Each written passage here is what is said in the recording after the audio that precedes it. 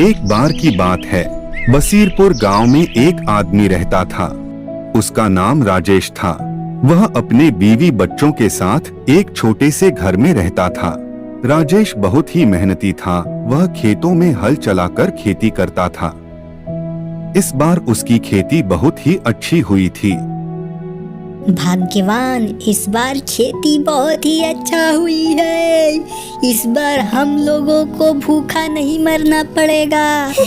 अच्छा जी, इस बार खेती बहुत ही अच्छी हुई है। ये तो बहुत ही अच्छी बात है। लेकिन ठाकुर को तो फसल का आधा हिस्सा देना पड़ेगा। नहीं देंगे तो हमारा फसल पूरा ले लेगा। नहीं मीना, मैं अनाज का एक दाना भी ठाकुर को इस बार नहीं दूंगा। मैं इतना मेहनत करके फसल को उगाया हूँ और अनाज का आधा हिस्सा मैं ठाकुर को दे दूँ, ऐसा कभी नहीं हो सकता।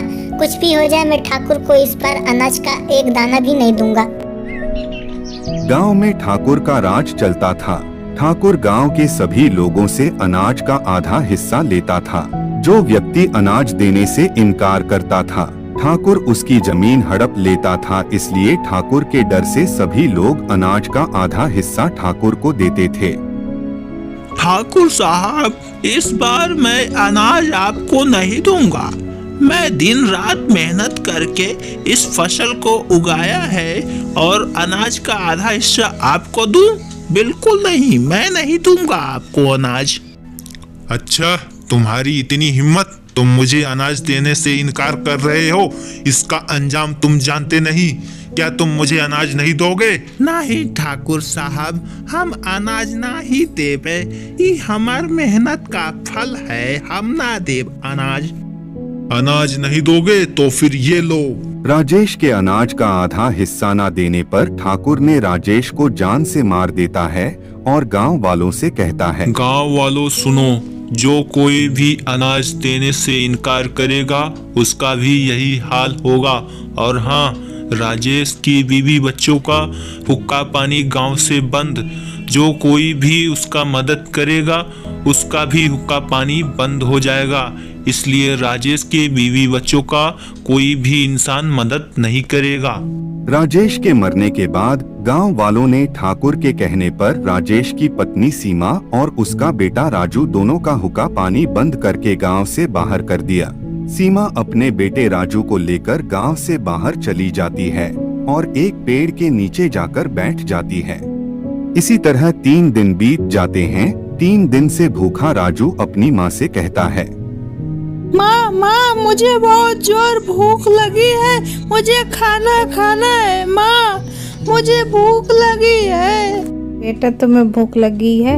गांव से तुम्हारे लिए मैं खाना लेकर आती हूँ। रात हो गई थी। सीमा अपने बेटे को भूखा देख गांव जाकर खाना मांगने लगी। माई, रोटी दे दे। सीमा गांव के सभी लोगों का दरवाजा खटखटाकर रोटी मांगती, लेकिन किसी ने दरवाजा नहीं खोला और सीमा की किसी ने मदद नहीं की।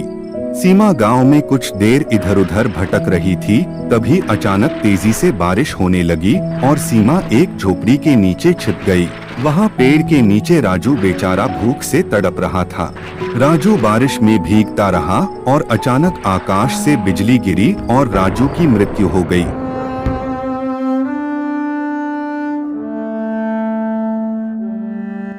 बारिश बंद होने के बाद जब सीमा अपने बेटे राजू के पास पहुंची तो राजू को मरा हुआ देखकर वह अपना दर्द सह नहीं पाई और तेजी से रोने लगी। सीमा अपने बेटे का गम सह ना पाई और पास के कुएं में कूदकर अपनी जान दे दी। अनचाही मौत होने के कारण सीमा चुड़ैल बन गई और हर रात को गांव में जाकर सीमा की आत्मा सभी लोगों का दरवाजा खटखटाकर रोटी मांगती। मेरा बेटा 3 दिन से भूखा है। माई, रोटी दे दे। और तब से लेकर आज तक उसे गांव में सीमा की आत्मा चुड़ैल बनकर रात में घूमती है और खाना मांगती है। तो दोस्तों, ऐसे ही और भी इंटरेस्टिंग भूतिया कहानी देखने के लिए हमारे द मैजिक कार्टून चैनल को सब्सक्राइब कर ले, बेल नोटिफिकेशन ऑल इनेबल करके वीडियो को लाइक कर दे।